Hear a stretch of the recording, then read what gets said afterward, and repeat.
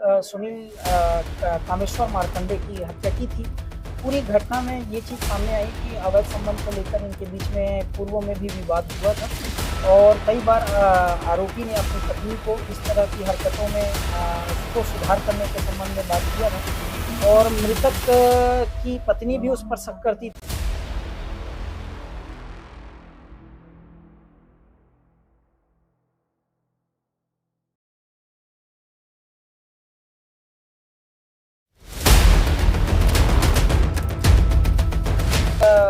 हो चुका है, 3 लोग ही थे, चश्मदीद गवाह भी है जिसने भी 3 का ही नाम लिया है, जिसमें 2 बालिग हैं और 1 नाबालिग। उतई थाना क्षेत्र में हत्या की घटना हुई है। हत्या की घटना की पूरी जानकारी के लिए एसडीओपी साहब जो है हमारे साथ मौजूद है, उनसे हम जानते हैं। सर, जो हत्या की घटना हुई है उसके बारे में थोड़ा सा बताइए।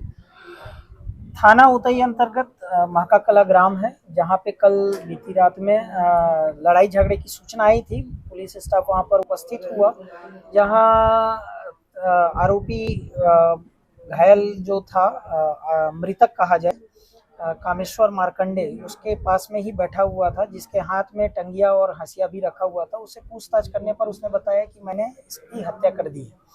स्टाफ को उसका संज्ञान होने पर उसे थाने लाकर पूछताछ किया गया।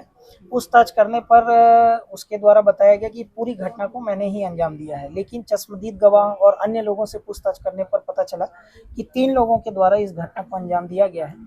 अन्य लोगों की पता तलाश की जाने पर उनसे भी पूछताछ की गई और उसमें मृत आरोपी का बड़ा भाई प्रेमलाल कुर्रे, उसने भी इस घटना में टंगिया का से वार किया था। आरोपी सुनील कुर्रे, उसने हसिया से वार किया था और एक नाबालिग है जिसने डंडे से उसमें वार किया था। इस तरह 3 आरोपियों ने मिलकर मृतक सुनील कामेश्वर मार्कंडे की हत्या की थी।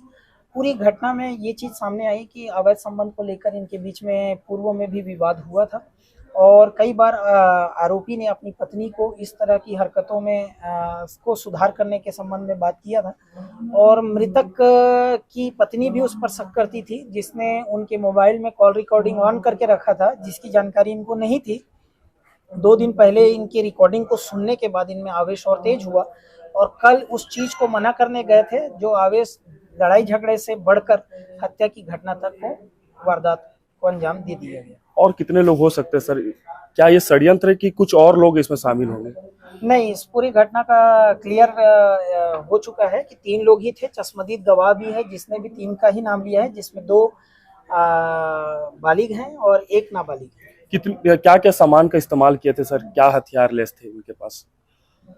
सुनील कुर्रे जो मुख्य आरोपी है, जिसने हसिया से वार किया है, प्रेमलाल कुर्रे जिसने टंगिया से वार किया है और एक नाबालिग है जिसने डंडे का उपयोग किया था।